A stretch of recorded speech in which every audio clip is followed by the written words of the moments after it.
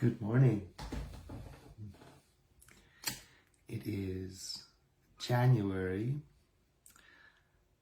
7th. I had to think about that. Thank you for joining me for our morning contemplation and prayer.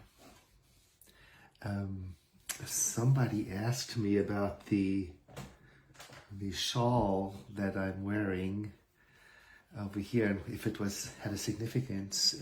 It's just a habit I picked up when I was in India. These shawls were given to me for the cold mornings, and we would wrap them over ourselves for our 3 a.m. devotionals. That was considered to be the auspicious time. And so I wear the shawls in the morning so that I don't have to get too dressed up, and it reminds me of that spiritual practice. And now I just was smart enough to turn on the nearby computer monitor so that I can read more easily, because we are reading from 365, Science of Mind, by Ernest Holmes for our year of devotional practice. So thank you for joining. It's so wonderful to be together during this.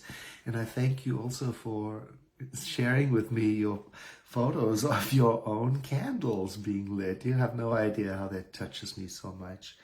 It warms my heart, really. And thank you for all the comments and for sharing and for liking this practice. So today, I experienced the creativity of faith, and it begins off with a quote from Job. And now the word decree just popped up recently, a powerful declarative word. I decree. It says, thou shalt also decree a thing, and it shall be established unto thee. It's a remarkable phrase in the book of Job. You will say something, and it will be so. Something to keep in mind. Faith acts like a law because it is a law. It is the law of mind in action. When we realize this, we no longer feel that we must have faith in ourselves as isolated beings, but rather that as human beings, we are included in the great law of life. Then we can rest in complete confidence that our words, spoken in faith, are the presence and the power and the activity of the Spirit in us. And we'll decree a thing, and it will be established to me. All effort to make things happen or to concentrate the mind is put aside. And with quiet, childlike acceptance, we make known our requests with thanksgiving. We are one with the divine, and nothing can separate us from our source. This was a radical realization for me, discovering Science of Mind. Because my prayers before were filled up, with anxiety. And sometimes rightly so, because the stakes were high. I was praying for a very specific outcome, something that I needed, wanted, or was dangerous to friends. I didn't know how to hold it lightly, to be childlike, innocent in saying my prayers, and to enter with thanksgiving. So in the beginning, it was very useful for me to be able to turn to the World Ministry of Prayer, where there were trained prayer practitioners to receive my prayer. And I learned very quickly that I didn't need to know who was praying on my behalf. I didn't need to have a relationship with them. Indeed, sometimes when people are very close to me, they get really wrapped up in my well-being. Whereas the prayer practitioners had a certain distance, a warmth, but a distance that they could go about the job of decreeing my wholeness and wellness. And we can do that for each other. Because at any given time, one of us is high in faith and another one of us is struggling. And then it changes. So we come to this prayer practice, no matter where we are in consciousness, understanding that when one of us is lifted up, the rest of us are lifted up too. So it doesn't matter where I am. I just come to this appointment and I know that somewhere one of us is decreeing the spiritual truth because that person can. Their tanks are full enough to do it. So when one day I can't, I know you will. And one day when you can't, you know I will. So he goes on, letting our faith of God's presence and power, letting our faith be of God's presence and power, we can each say, and hear the words suggested.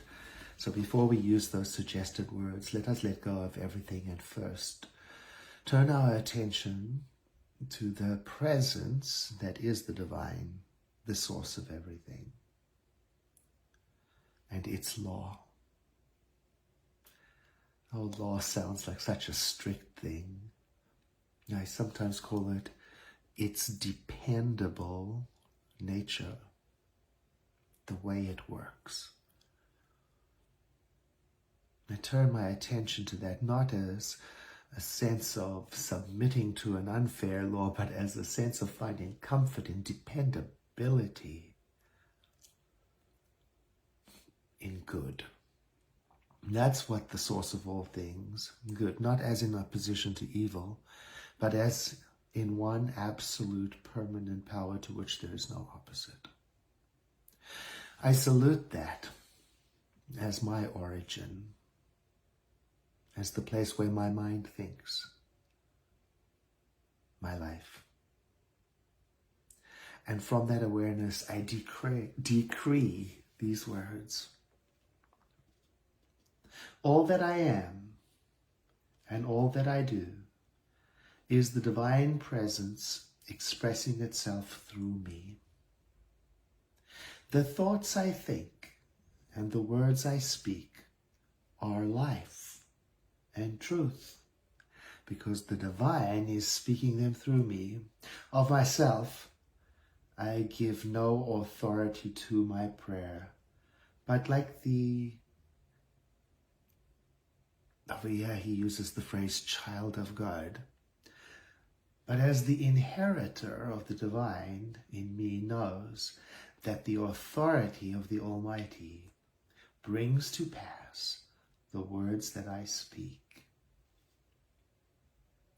So, I speak the word of health for my body and for yours, for my feelings and my thoughts and for yours, knowing that the power within me is the power that brings this wholeness into complete being.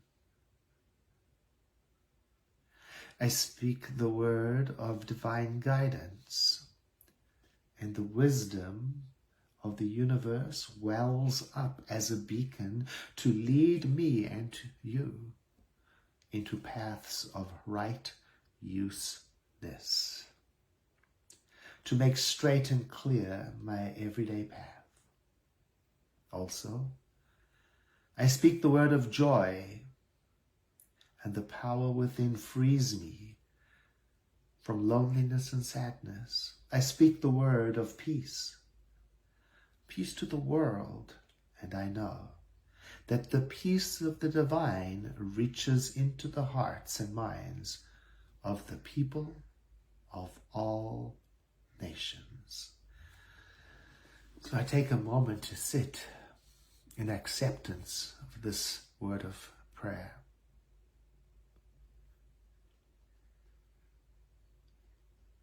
Innocently letting my imagination imagine that which has been said. Peace entering all nations at the level of the heart. Wholeness of body and mind and emotion for all. and a sense of joy arises in celebration. And I bring this prayer to completion by saying, and so it is. I'm remembering that as I decree a thing, it is established unto me. And so it is. It is done.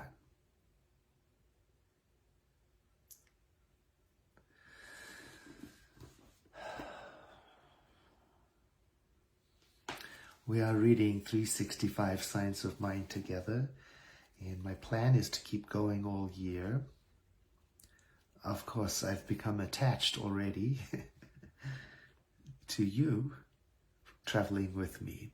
I love seeing people sign on regularly, and sometimes I have to stop paying attention to the comments until after the broadcast because I enjoy it so much. I thank you very much for being with me. Please like, follow, comment, share. These are the things that we can use in the modern world to help share our work, our practice, without preaching, without converting, without saving, so to speak, but through sharing so that each person who hears the message of the presence of the Spirit in them, that person may be raised to their spiritual magnificence. My blessings to you, and I'll see you again tomorrow.